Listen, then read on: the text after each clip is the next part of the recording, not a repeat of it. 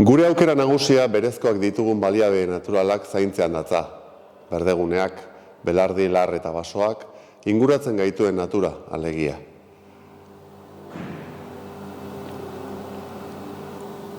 Lehen sektoreko ustiategiak izan baditu herrian. Horietako batzuek ahalegin betean jarraitzen dute, berezkotasunari eusten.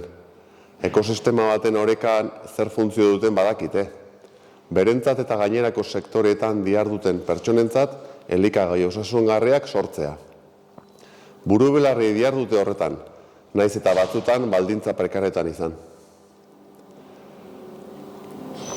Baina ustiategi horietako beste batzuk etxi eta lehen sektorea abandonatu egin dute. Egunak dituen baino ordu gehiagotan lan egin eta bizitzeko adina ezin ateratzeak beste sektoretara bideratu ditu baserritar gogaituak, industriara eta zerbitzuetara.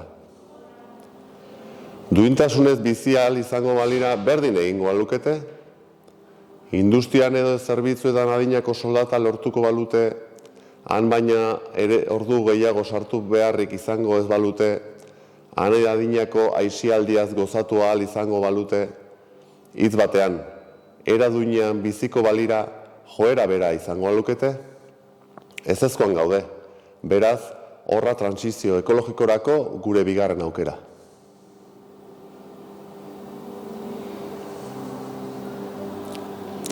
Udalerri barruko baliabide natural horien zati garrantzitsu bat herrigunea inguratzen duten basoak dira.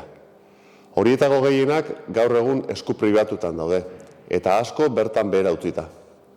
Utzita dauden eta jabeei enbarazu besterik egiten ez dieten baso sailo horiek pixkanaka erosi beharko lituzke udalak. Hartara, abeltzainentzako erabilgarriak diren herri lurrak izango lituzke. Perretxiko dara naiz basoaz eta mendiaz disfrutatzera joan nahi duten herritarrentzat mendia izango luke. Eta bide batez, pinuaren, eukaliptoaren, naiz garaian garaiko beste monokultibo arriskutsu batzuk baztertzea lortuko genuke. Hona zer dioten lazkaotarrek gai honen inguruan. Baso gehiago eskuratu nahi ez luketenak, herritarren 121 bakarrik dira. Gainerako 139 udalak basoak erosteko inbertsio egitearen alde daude.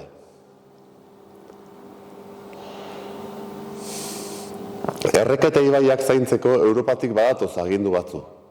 Presak botatzea dela, hormigoipean ezkutatutakoak azaleratzea dela, guk lehentasuna sustrait azaleratzeari emango genioke.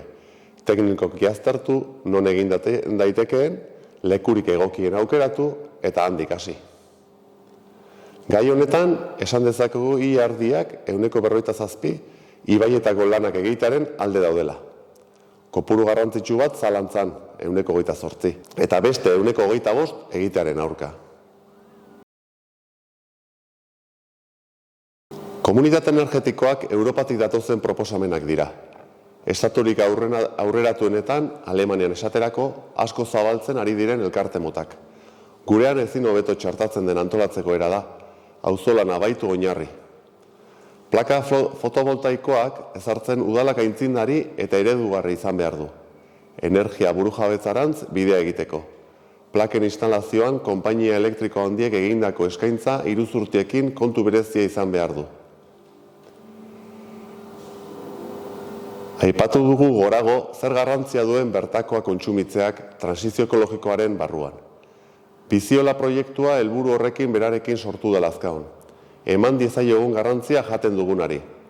Lehen ez ditzagun bertako produktuak eta bitartekari handiak saiesten dituzten zirkuitu laburrak. Ekoizleek salmenta zuzenaren bidez bitartekari guztiak saiestea lortu dute, baina ez dezagun ahaztu merkataritza txikia.